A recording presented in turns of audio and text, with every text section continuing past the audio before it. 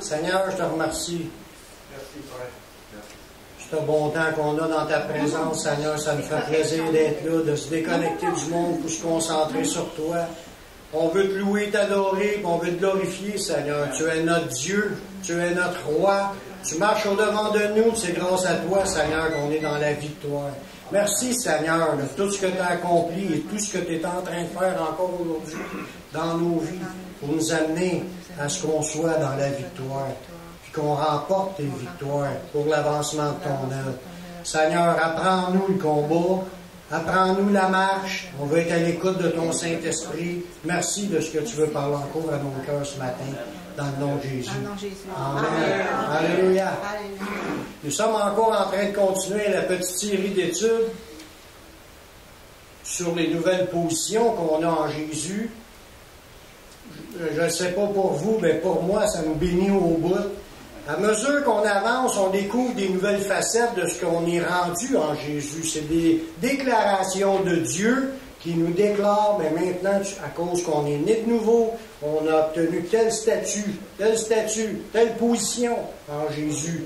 Puis on apprend à découvrir les différentes facettes, que Dieu veut qu'on réalise les différentes facettes de ce que nous sommes en Jésus. Parce qu'on est en train de se faire équiper, puis en même temps, ça ouvre nos yeux sur une vision, ça élargit notre vision des choses pour qu'on comprenne encore plus dans quoi qu'on avance en tant que chrétien.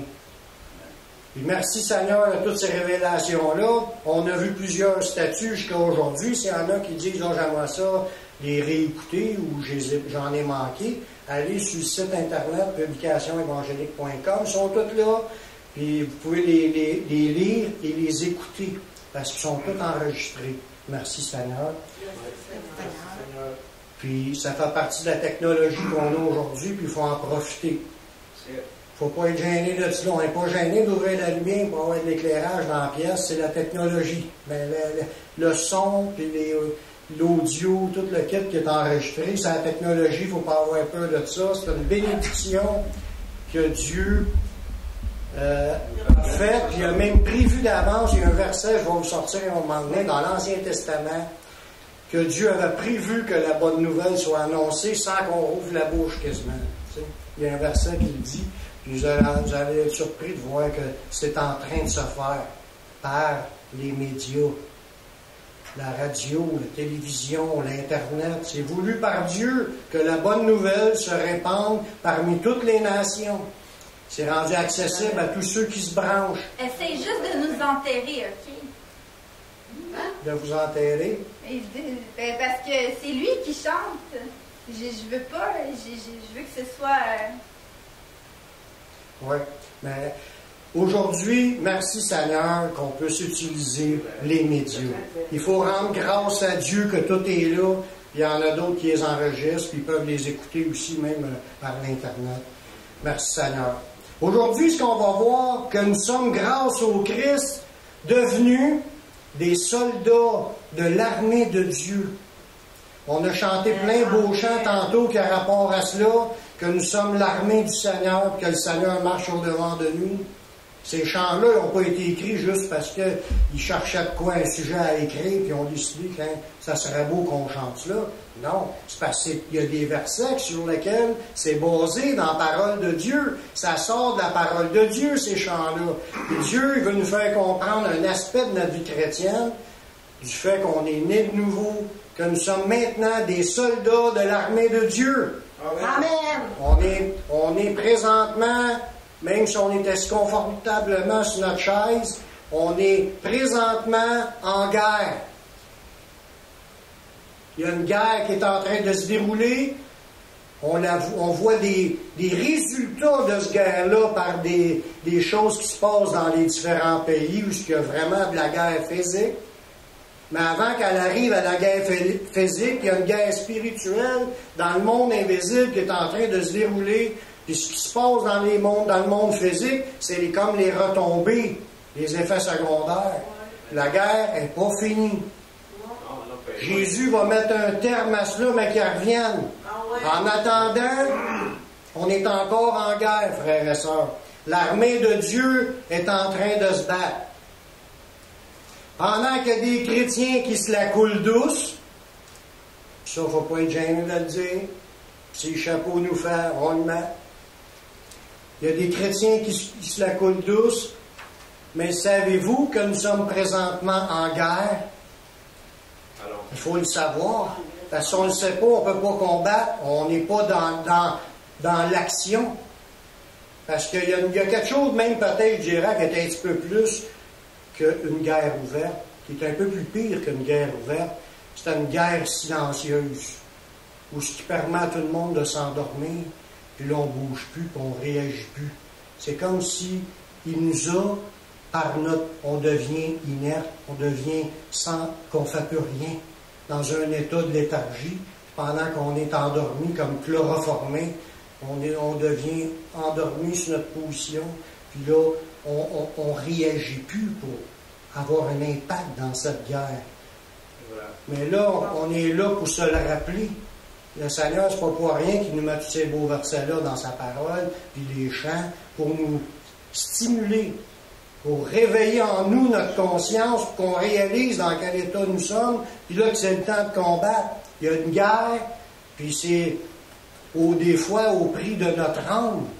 Notre âme est en jeu. Je ne te dis pas que là, elle l'est présentement. Quand tu es réveillé, elle ne l'est pas. Tu es bouillant pour le Seigneur, tu marches avec le Seigneur, mais si on s'endort, il y a un grave danger. Puis autant que l'autre aussi que j'ai jamais entendu, il est en danger. Il y a une guerre terrible qui se perpétue depuis le début d'Adam et Ève sur la terre, puis même la guerre a commencé avant dans les lieux célestes par la rébellion du diable et tous ces démons contre l'autorité de Dieu, puis qui ont voulu usurper la gloire de Dieu, car la gloire qui aurait dû appartenir à Dieu sur cette terre, le diable, il l'a usurpé, il a pris la place de Dieu, puis il a pris la gloire pour lui. Puis cette guerre-là est entre l'armée de Dieu et l'armée des ténèbres. Amen. Il y a une guerre c'est la source de tous les troubles qu'il y a dans ce monde.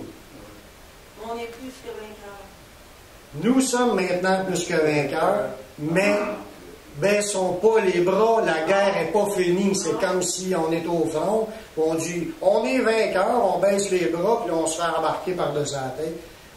Dieu veut que nos yeux s'ouvrent pour que nous soyons sur nos gardes et que nous combattions sans relâche. Oui. Éphésiens 1,18, Paul, dans ce verset-là, il dit qu'il priait pour que Dieu élimine les yeux de notre cœur pour que vous sachiez. Ça, là, c'est une belle phrase, c'est un beau texte qui nous fait prendre conscience qu'on a besoin de prière pour que les yeux de notre cœur s'ouvrent afin qu'on sache. Et même quand tu finis parce qu'il y a des raisons, tu finis par oublier, tu as besoin encore que tes yeux s'ouvrent afin que tu saches. L'important, c'est qu'il faut que tu saches qu'est-ce qui se passe. Si tu oublies ce qui se passe, tu passes à côté. Tu peux peut-être être en train de te faire piétiner, tu ne le sais pas. Il est important qu'on réalise ce qui se passe. Il veut qu'on sache. Là, il demande pour qu'on sache que nos yeux s'ouvrent. Ça demande en prière. Parce que c'est un combat spirituel, c'est dans le monde invisible, et on ne voit pas automatiquement tout ce qui se passe autour. C'est un peu la même image que le prophète Élisée dans l'Ancien Testament. Il avait prié pour son serviteur. Parce qu'il est entouré par une armée qui s'en venait, le prophète Élisée. Il y a une armée qui s'en venait pour le saisir, lui et son serviteur. Puis là, son serviteur était affolé, puis lui, le prophète Élisée, il s'en faisait pas trop. Puis là, l'autre, il dit, hey, il y a toute une armée qui s'en vient. Inquiète-toi pas. Ceux qui sont avec nous sont en plus grand nombre que ceux qui sont là, que tu vois là. Dans 2 Rois 6, 16 et 17, ça dit, ne crains point, car ceux qui sont avec nous sont en plus grand nombre que ceux qui sont avec eux. Lui, il était tout seul avec le prophète, là. Lui, il ne comprenait pas, pourquoi il ne comprenait pas? C'est parce qu'il ne voyait pas ce qui se passait. Puis là, ça dit, Élisée pria, il dit, Éternel, rouvre ses yeux pour qu'il voie. Puis l'Éternel ouvrit les yeux du serviteur, qui vit la montagne pleine de chevaux et de chars de feu autour d'Élysée. Qui était là? C'était l'Éternel avec ses armées, son armée puissante qui était là autour d'Élysée, le prophète, que lui marchait dans l'assurance que Dieu était avec lui. Lui voyait clair, puis il savait qu'est-ce qui se passait spirituellement parlant. Le serviteur, lui, bien qu'il connaissait le prophète, bien qu'il avait entendu souvent des versets, il ne voyait pas clair. C'est vrai que ça peut arriver qu'on ne voit pas clair sur le combat et la guerre qu'il y a présentement, mais on a besoin, qu'est-ce qu'on a besoin? Que nos yeux s'ouvrent, qu'on réalise qu'il y a une guerre, puis ceux qui sont avec nous sont en plus grand nombre que ceux qui viennent pour nous combattre. Amen. Pourquoi? Amen. Parce que c'est l'armée de Dieu qui est au-devant de l'armée de Dieu. Amen. C'est Dieu lui-même qui est au-devant de l'armée.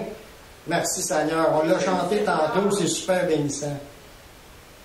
Savez-vous qu'il y a plus de 300 versets dans la Bible qui font référence à Dieu et son armée? Les textes dans la Bible, il y a plein de passages qui disent l'Éternel des armées. À d'autres places, c'est le Dieu des armées. Puis à une autre place, le Seigneur des armées. C'est tous des passages qu'on trouve partout qui parlent, qu'il y a comme une association automatique. Tu parles de Dieu, mais c'est son armée qui est avec. Il n'y a pas de Dieu sans armée. Dieu a son armée qui agit présentement dans ce monde. Il y a des versets comme dans le psaume 24-10, j'en donne juste 2 de même, mais il y en a plein. Il y en a plus de 300 versets qui prononcent cette phrase-là. Qui est donc ce roi de gloire? L'Éternel des armées, voilà le roi de gloire. Mais l'Éternel des armées, ça représente Dieu avec son armée. Il n'y a pas un roi qui n'a pas d'armée.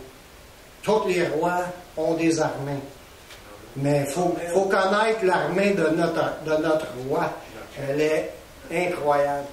Il y a un autre passage dans Osée 12, 5 qui dit l'Éternel est le Dieu des armées.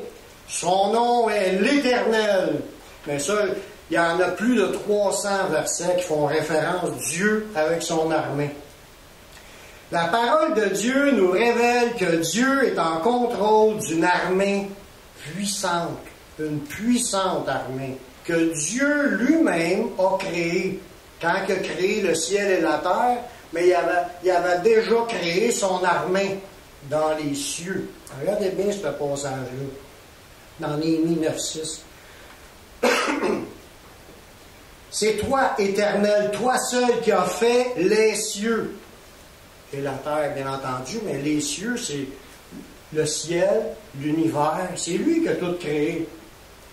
Et il dit aussi, les cieux des cieux et toute leur armée. La terre et tout ce qui est sur elle, les mers et tout ce qu'elle renferme. Tu donnes la vie à toutes ces choses et l'armée des cieux se prosterne devant toi. Ce verset-là nous met comme dans l'indice que Dieu a créé une immense armée qui est devant lui et qui le sert, qui se prosterne devant lui. Elles sont à son service. Et Dieu, quand il a besoin de combattants, il les envoie, ils clignent, ils font ce qu'il y a à faire, puis ils gagnent leur victoire.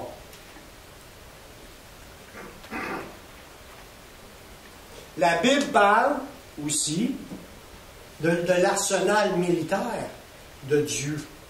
Son armée n'est pas tout nue. Dans le psaume 68, 17, ça dit « Les chars de l'Éternel se comptent par 20 000, par milliers, par milliers.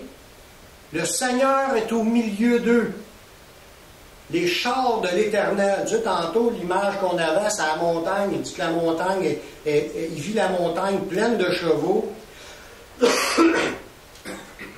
Pleine de chevaux et de chars de feu. Mais dans l'autre verset, ça nous dit les chars de l'Éternel se comptent par 20 000 et par milliers, et le Seigneur est au milieu d'eux. Fait qu'il y a des chars de feu, un peu aussi comme dans l'autre image qu'on voit quand Élie a été enlevé. Dieu a envoyé un char de feu pour aller le ramasser. Ça a tourné comme un tourbillon, cela, ils l'ont ramassé. Mais Dieu en a des milliers de chars de feu. Il n'est pas connu. Non, ils sont très équipés. Daniel, quel verset, ça? Ça, c'était dans Psaume 68, 17. Puis il y a d'autres versets qui nous parlent de ces troupes puissantes. Dans Daniel 7, 10. Parce que c'est pas ça dans ma Bible. Ben, des fois, c'est l'autre verset à côté, parce que la numérotation n'est pas toujours pareille dans une Bible ou une autre. C'est quel verset? Merci. 68, 17. De toute façon, si on ne le trouve pas, je vais vous le remontrer après, je vais aller chercher avec mon téléphone. Ah oui, Juliette 18. C'est ça. Des fois, la numérotation n'est pas pareille d'une Bible à l'autre. Dans Daniel 7.10, ça nous parle de ces troupes puissantes à Dieu. Il nous parle d'une vision que le prophète Daniel a vue. Il a vu une vision des lieux célestes. Il a vu un fleuve de feu qui coulait et sortait de devant Dieu. Là, ça dit, 1000 milliers le servaient et 10 000 millions se tenaient en sa présence. Ça commence à faire des anges. Une armée incroyable. 10 000 millions qui se tenaient dans sa présence. Quand on sait comme un passage dans l'Ancien Testament où ce que Sennacherib était venu faire la guerre à Israël, 180 000 hommes qui étaient venus pour faire la guerre à Israël, puis Dieu a envoyé un ange la nuit, il les a tués, les 185 000 hommes de guerre, tous morts en une seule nuit par un seul ange de l'Éternel. Là, il y en a 10 000 millions qui sont là. J'étudie 10 000 millions. Oui, oui. 10 000 millions qui se tiennent à sa présence. Qui pourra, tout ça que Jésus, lui, il ne s'inquiétait pas quand il est en train de se faire livrer dans le jardin. Il dit, ne crois-tu pas que je peux invoquer mon Père, qui me donnera à l'instant 12 légions d'anges, puis il massacrera tout le monde? Si Jésus a accepté, il a fallu qu'il accepte la croix. Puis s'il aurait voulu, il faisait ça de même, puis c'est clair, tout le monde aurait été éliminé, on paye Saint-Piton, il a créé une nouvelle création avec du monde meilleur que nous. S'il aurait voulu, c'est aussi simple que ça. Il est tout puissant en lui-même, Dieu, mais en plus, il y a une armée, mais qu'on voit ça, on va tomber à terre. Puis c'est cette armée-là, c'est avec cette armée d'anges puissants-là qui vont revenir au milieu d'une flamme de feu, avec ces anges de sa puissance qui vont revenir sur une nuée du ciel, avec tous les saints qui sont ressuscités, qui marchent dans la gloire. Ça va éclairer comme l'éclair qui part de l'Orient jusque dans l'Occident. Le ciel en entier va être éclairé de la gloire de l'Éternel. Un ange avait apparu à côté de Marie, puis ça dit que son vêtement brillait comme l'éclair. Mais 110 000 millions. Wow! Ça va être incroyable. Le monde va faire tox. Et je pense que nous autres avec, on fait ça. Mais qu'on voit ça, on va être tellement étonnés, on a de la misère à se l'imaginer. Quand on dit que c'est l'Éternel des armées, il est équipé. Il n'y a pas une armée terrestre qui est équipée comme la sienne. Puis juste un de ses soldats sera assez pour détruire tout le monde sur la planète.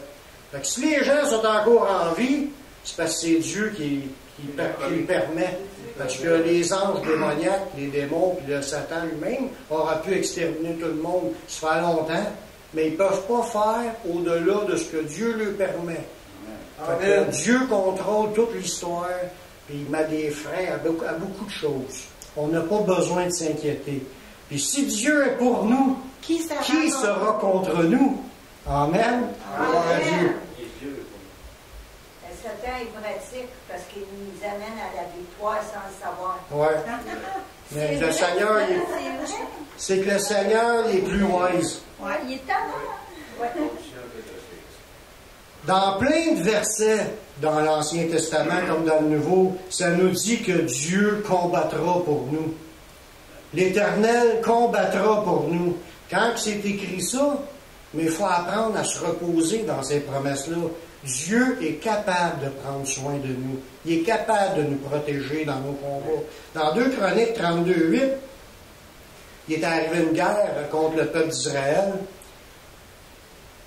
Puis là, le roi de Juda, Ézéchias, lui, il dit, eux autres, ils ont un bras de chair, en parlant des armées étrangères. C'est un bras humain qu'ils ont pour leur force. Mais avec nous, c'est l'Éternel, notre Dieu, qui nous aidera et qui combattra pour nous. Le peuple eut confiance dans les paroles d'Ézéchias, le roi de Juda, puis par la suite, ça nous dit que là, l'Éternel a opéré une grande victoire. Mais le point est que quand il nous arrive des problèmes, des difficultés, on le sait qu'on est en guerre, on le sait qu'on va en avoir des problèmes, sachant que Dieu est avec nous, nous sommes dans son armée, puis son armée est équipée pas à peu près pour faire face à toute éventualité. C'est le Tout-Puissant qui est avec nous. Une fois qu'on est né de nouveau, il ne faut pas oublier ça, c'est des versets. Une fois qu'on est né de nouveau, nous faisons maintenant partie de l'armée du royaume de Dieu. Oui, il y a de quoi la s'exciter là. On fait partie du royaume, puis dans un royaume, il y a ses policiers, il y a son armée, il y a tout ce qu'il faut pour pouvoir assurer la protection à ses sujets. Le royaume, il est bien gardé. C'est de là qu'il vient qu'on est plus que 29. Oui, à cause de l'œuvre de Jésus.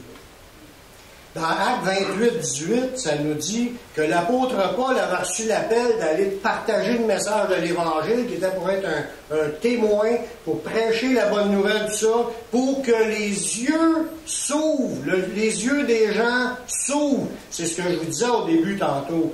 Il faut que nos yeux s'ouvrent pour comprendre qu'on peut être dans la victoire, puis qu'on a Jésus, on a Dieu avec nous, avec son armée. Il faut qu'on réalise, pour pas marcher d'une manière abattue, puis comme si on se pense vaincu. On est sur le côté des gagnants. L'apôtre Paul a dit, afin que tu leur ouvres leurs yeux pour qu'ils passent des ténèbres à la lumière, de la puissance de Satan à Dieu. On est passé à la puissance de Dieu. On est assis comme citoyen du royaume de Dieu. Toute son armée est là. On est on fait partie de l'armée de Dieu. Merci, mon Dieu. Nous sommes de la victoire. Oui. On est dans l'acte de victoire. Nous avons besoin maintenant de nous revêtir de toutes les armes de Dieu. Parce que là, on n'est pas encore rendu en haut. En attendant, on reste ici en attendant. C'est juste un petit bout. Là. On a à s'équiper de toutes ces armes et sa puissance mis à notre disposition pour combattre les influences sataniques. Parce qu'eux autres, ils ne gênent pas pour nous tenter, pour essayer de nous enfarger, pour nous dérouter, pour des fois nous attaquer directement parce qu'ils nous lancent leurs traits enflammés qui viennent du malin, des dards, ils lancent. Là, on a mal ici, mal là. Des fois, c'est juste prendre l'autorité dans le nom de Jésus. Chasser ça. C'est parce qu'ils nous attaquent, ils essayent de nous ralentir notre course, ils essayent de nous détourner. Mais nous autres, on le sait, il faut qu'on s'en aille par là. On a avancé. Et il dit, on voit l'ennemi, qu'est-ce qu'on fait? On lui commande dans le nom de Jésus de s'en aller. C'est ce qu'on a chanté tantôt. Dans Éphésiens 6, les versets 10 à 13, ça parle à nous, chrétiens, qui sommes ici en tant que soldats. Fortifiez-vous dans le Seigneur, c'est ce que ça nous dit.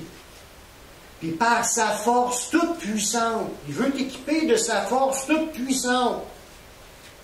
Revêtez-vous de toutes les armes de Dieu. Il y a beaucoup d'armes. Il y a des armes défensives, puis il y a des armes offensives qui sont données par Dieu. C'est son esprit, sa parole, son autorité. Puis là, il nous parle un peu plus loin de toute l'armure du chrétien, le casque du salut, la cuirasse de justice, le bouclier de la foi, l'épée de l'esprit, la ceinture de vérité, le zèle que donne l'évangile de paix à nos pieds. Il y a toute une armure qui peut équiper un croyant pour qu'il soit pleinement productif et efficace dans ce monde, contre qui? Pas contre la chair et le sang. Pas contre les gens, contre les esprits méchants qui sont en arrière dans les lieux célestes. Le combat est spirituel contre les esprits, les démons. Dans ce verset-là, ça dit, prenez toutes les armes de Dieu afin de pouvoir tenir ferme contre les ruses du diable. C'est quoi ça, des ruses? Des manigances, des pièges, des tentations. Il est rusé, il y a des stratégies pour faire tomber les chrétiens dans le péché, puis nous faire chuter, nous faire attirer, comme les histoires qu'on voit dans la Bible, il y en a plein, des histoires que les gens ont laissé Satan remplir leur cœur au point de mentir. Un exemple avec Ananias et Saphira. Satan a réussi à s'infiltrer puis leur injecter un paquet de pensées, puis ils ont décidé de passer aux actes dans une direction satanique. Mais il y a plein d'actions que le diable nous met, des mensonges, des doutes, nous faire croire que on n'est pas appelé à rester à l'église, qu'on veut rester chez nous, on veut s'éloigner des chrétiens, on se nourrit de psychologie, de sciences du monde, puis de choses de ce monde, plutôt que de se nourrir de la parole, puis d'être rempli du Saint-Esprit, puis de rester connecté dans la prière. Il essaie toutes les manigances pour essayer de nous faire chuter. Mais là, il nous dit, revêtez-vous de toutes les armes afin de pouvoir tenir ferme contre les ruses. Là, tu as une position à prendre. Tu es un combattant, tu es un soldat. Puis quand tu en as un qui est là devant toi, le blé t'attaque, il faut que tu bloques son coup puis tu contre-attaques. Jésus l'a fait, puis il sert le verset. Il est écrit. Quand c'est écrit, c'est un coup d'épée que tu lui donnes. Lui, il ne peut pas dire rien contre la parole de Dieu, parce que la parole de Dieu, c'est l'épée de l'esprit. C'est la puissance de Dieu pour notre salut. Autant que ça sert à se défendre, ça sert à attaquer. Tu déclares des versets. Ah, tiens, oui. Ça dit, résistez au diable, puis il fuira loin de vous. Résistez-lui avec une foi ferme. Les mêmes tentations sont imposées à tous nos frères dans le monde. Il dit, nous n'avons pas à lutter contre la chair et le sang. On n'a pas à lutter contre les humains. Les humains sont plutôt manipulés, sont comme des marionnettes manipulées par l'ennemi. C'est contre les esprits qui les manipulent qu'on a à combattre. Amen. Puis ces esprits-là, il dit, on a à lutter contre les dominations, les autorités, les princes de ce monde de ténèbres, contre les esprits méchants que dans les lieux célestes. Il y a toute une hiérarchie dans le royaume des ténèbres. Il y a des rangs, des grades, des puissances. Puis il y en a qui ont des capacités pour tenter dans la sexualité. Il y en a d'autres, c'est de tenter dans le mensonge. D'autres, c'est du vol. Puis un autre, c'est un esprit de meurtre. Puis un autre, c'est un esprit de violence. Il y a toutes sortes d'esprits. Il y a des esprits impurs. C'est eux autres, c'est tout le temps de méditer des corruptions. Il y a des esprits d'amertume qui entraîne la jalousie ou la critique contre les autres, parce que l'amertume, ça fait bien des ravages. Si ça a réussi à rentrer dans une église, c'est pas long que les gens se contaminent les uns les autres, puis les mauvais esprits ont accès. La Bible a dit, donnez pas accès au diable, mais si on laisse des péchés dans nos vies, le mauvais esprit a accès, il remplit nos pensées, puis il utilise notre bouche pour contaminer les autres. Là, il y a du ravage qui se fait. Il faut toujours revenir ce que le Seigneur nous dit de faire. Pardonne, prie, bénis ton ennemi. Si tu reviens dans le côté des armes de Dieu, tu vas avoir la victoire. Ça va sortir de ta vie, cette amertume-là, puis tu ne seras plus manipulé, puis l'Église va continuer à se fortifier. Voyez-vous? On a à lutter contre le prince de ce monde des ténèbres, contre les esprits méchants dans les lieux célestes. Il ne faut pas penser qu'ils sont des toutous. Ils ont de l'expérience, sont beaucoup plus intelligents que les humains, puis ils ont de l'expérience depuis, ça fait 6000 ans qu'ils sont sur la Terre, puis je ne sais pas combien de temps avant qu'ils étaient là. Ils savent, puis ils nous connaissent en plus. Ils sont là autour de nos familles, là, puis ils nous ont vu venir au monde. Ils connaissent tous nos points faibles. Ils connaissent tous comment est-ce qu'ils peuvent nous affecter. Juste une petite parole, puis que des fois, on est comme viré à l'envers parce qu'ils étaient dans des affaires qui étaient sensibles. Puis là, il nous dit, c'est pourquoi prenez toutes les armes de Dieu. On est des soldats, il faut prendre toutes les armes de Dieu afin de pouvoir résister dans le mauvais jour et tenir ferme après avoir tout surmonté.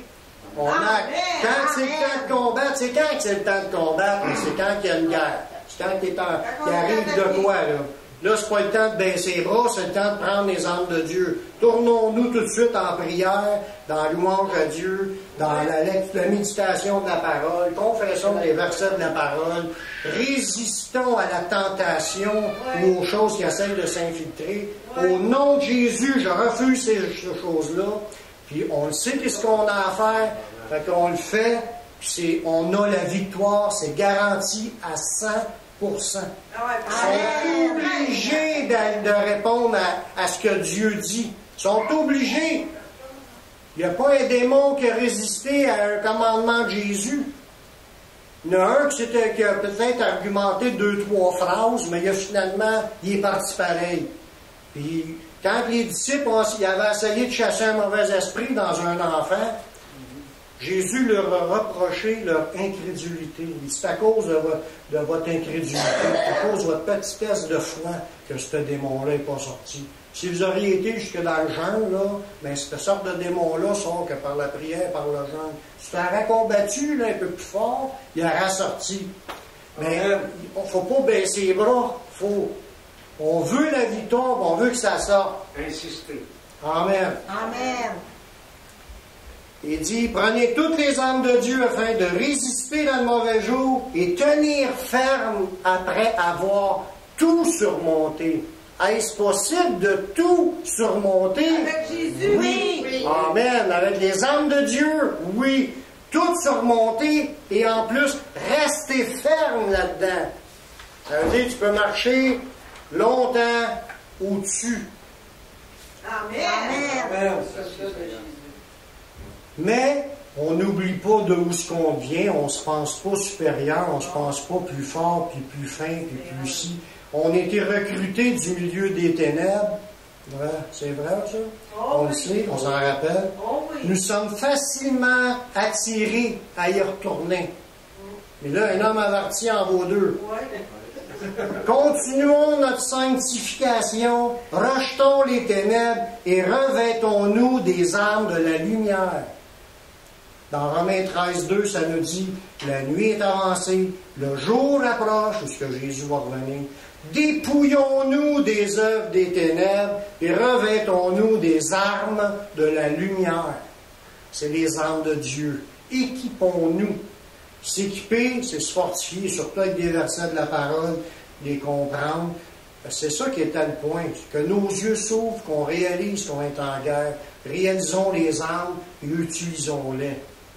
Pour un chrétien, il y a différents combats à livrer. On est appelé à différents combats. On voit l'apôtre Paul, moi, on prend toujours exemple sur l'apôtre Paul, ses combats à lui. Mais on a toutes les armes et la puissance de Dieu pour combattre. On a tout ce qu'il nous faut. Un des combats, dans 2 Corinthiens 10, 4, 5, on va faire ça rapidement.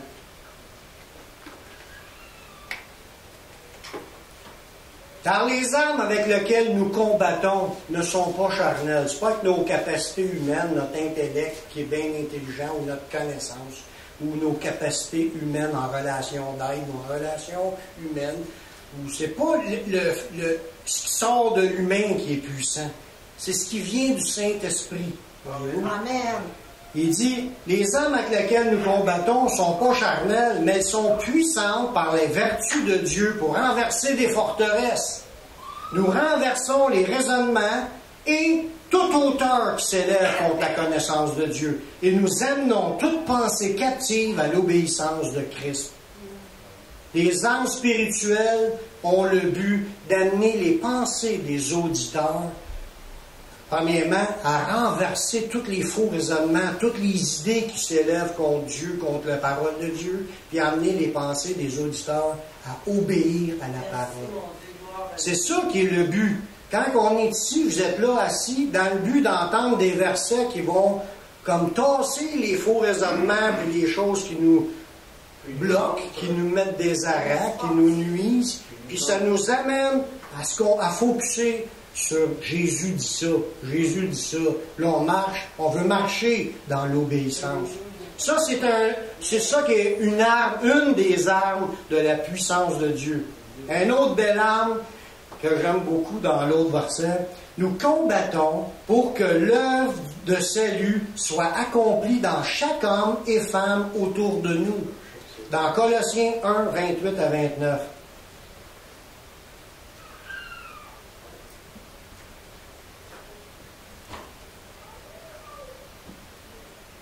Le Paul, il dit, c'est lui que nous annonçons, en parlant de Jésus. On l'annonce, on évangélise, on parle de Jésus. Lui, il est en train de combattre avec les armes de Dieu quand il évangélise. Regardez bien. C'est lui que nous annonçons, exhortant tout homme, instruisant tout homme, en toute sagesse, afin de le présenter à Dieu, tout homme devenu parfait en Christ. C'est à quoi je travaille en combattant avec sa force qui agit puissamment en moi. C'est à quoi son combat? Mais l'apôtre Paul, il a même été équipé de toute la force de Dieu pour être capable d'une chose. Premièrement, de parler de Jésus à quelqu'un. Deuxièmement, l'exhorter, l'encourager à ce qu'il accepte, puis après ça, il rentre dans l'Église, il a accepté Jésus, tu continues à l'encourager, après ça, tu commences à l'instruire, à lui donner toute la connaissance que la personne a besoin pour grandir en sagesse, mais aussi dans c'est plus que cela qui vient en lui, c'est qu'il veut présenter cette personne-là à Dieu devenu parfait en Christ. Voyez-vous, le but d'une des armes de Dieu, de la puissance de Dieu, c'est de se servir de la prédication, l'enseignement, pour amener les gens à ce qu'ils deviennent de plus en plus des hommes parfaits. Le but, il dit, c'est à quoi que je combats avec la puissance que Dieu m'a donnée. Il combattait à amener des âmes au Seigneur, puis les encourager au début, après ça, les instruire pour que ces gens-là deviennent parfaits devant Dieu. Le but, c'est d'amener le peuple de Dieu, les auditeurs, à grandir dans le Seigneur, à devenir des hommes et des femmes rendus parfaits.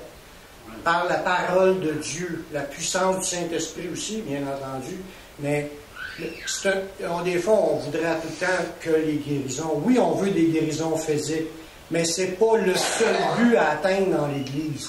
Le but, c'est prédication, enseignement, qui équipe le peuple de Dieu, qu'on devienne inébranlable, devenus parfaits, des gens qui sont capables de se défendre, puis ils gagnent une victoire, puis ils marchent dans la foi, puis qu'eux-mêmes, après ça, ils fassent le même job que Paul, aller en chercher d'autres, les exhorter, les instruire, pour nous amener à la perfection. Jésus n'a-t-il pas dit, enseignez-leur à observer tout ce que je vous ai prescrit? Il a commencé par dire, allez, faites-en des disciples de toutes les nations, mais après ça, enseignez-leur à observer. Quand tu observes, tu es rendu parfait. C'est le but. Amen. La puissance de Dieu est en action quand le peuple de Dieu grandit. L'Église s'accroît par l'assistance du Saint-Esprit. Amen. Nous combattons aussi le combat dans la prière pour faire l'avancement de l'œuvre de Dieu. Dans Romains 15, 30, Paul dit, je vous exhorte, frères, par notre Seigneur Jésus-Christ, par l'amour de l'Esprit, à combattre avec moi en adressant à Dieu des prières en ma faveur. Fait qu'un chrétien, je ne sais pas quoi faire pour combattre. Commence à prier. Prie pour les frères et sœurs. Prie pour le pasteur, les enseignements. Prie pour l'Église. Prie pour les gens dans leurs problèmes. Prie pour l'œuvre, l'évangélisation, puis tout ce qui a été fait. Prie. Quand on prie, nous sommes en train de combattre. C'est un des combats, ça prend des combattants là, comme ça prend des combattants qui vont sonner à la porte, qui vont pas donner des pamphlets. Les combats sont diversifiés. Si vous n'êtes pas capable de vous déplacer pour y aller, priez, insistez. La prière, c'est un combat, on l'a dit aussi dans l'étude de la prière, c'est comme l'œuvre de Dieu avance en raison des prières qu'ils sont mis. Si on ne prie pas, il ne se passera rien. Dieu n'agira pas. Dieu va agir, puis il nous demande de le faire. Combattez, résistez. Il y a tout ce qui est là. Prions pour ces genres de combats-là. Puis si on n'a pas à cœur de prier, prions Dieu qui enlève de notre cœur ce qui nous empêche de prier. Des fois, il y a des blessures, des fois, c'est des péchés, parce que quand on attriste le Saint-Esprit, on n'a plus la force de faire ce qu'on devrait faire. Fait qu'il faut trouver le bobo, puis le remettre dans les mains du Seigneur pour qu'il nous guérisse, pour qu'on revienne en feu pour le Seigneur. En tant que soldats, nous avons des ordres pour accomplir une mission. Nous sommes appelés à répandre la vérité. Dans 2 Timothée 2, 1 à 3, Paul il parle à Timothée, il dit « Toi donc, mon enfant, fortifie-toi dans la grâce qui est en Jésus, et ce que tu as entendu de moi, en présence de beaucoup de témoins, confie-le à des hommes fidèles qui soient capables de l'enseigner aussi à d'autres. Souffre avec moi comme un bon soldat de Jésus-Christ. Souffre avec moi comme un bon soldat de Jésus-Christ. » Êtes-vous des soldats de Jésus-Christ? Amen. Bien, souffrez avec ceux qui sont en train déjà de travailler. Ce que vous avez appris, confiez-les à d'autres qui seront capables après ça de leur transmettre à d'autres. Ça fait partie de notre combat de répandre le message de l'Évangile, puis de parler de ce qui est de la volonté de Dieu, de la pensée de Dieu. Dans la vie chrétienne, en tant que soldat, il y a de la discipline. Ça prend de la discipline. J'irai voir les entraînements militaires. On a parlé un peu au début de l'avant-réunion. Le premier 6 mois d'entraînement militaire, là, c'est quelque chose. Tu rushes, tu cours, puis tu essayes en top shape. Mais spirituellement, c'est un peu pareil. Il y a de la discipline, il y a des règles, il y a des combats, il y a du travail à faire avant de recueillir des fruits. Dans 2 Timothée 2, les versets 4 à 7, il nous dit « Il n'y a pas de soldat qui s'embarrasse des affaires de la vie s'il veut plaire à celui qui l'a enrôlé. » Fait qu'il y a du renoncement à soi-même quand tu es chrétien. Il dit « L'athlète n'est pas couronné s'il n'a pas combattu contre les règles. » Ça veut dire, si tu veux remporter la victoire, il faut que tu marches selon les règles qui sont établies dans la parole. Fait que tu es un soldat, tu as une discipline, il y a des règles à suivre si tu veux remporter. Puis il faut que le laboureur travaille avant de recueillir les fruits. Tu veux des fruits? Tout le monde en veut des fruits. Travaille.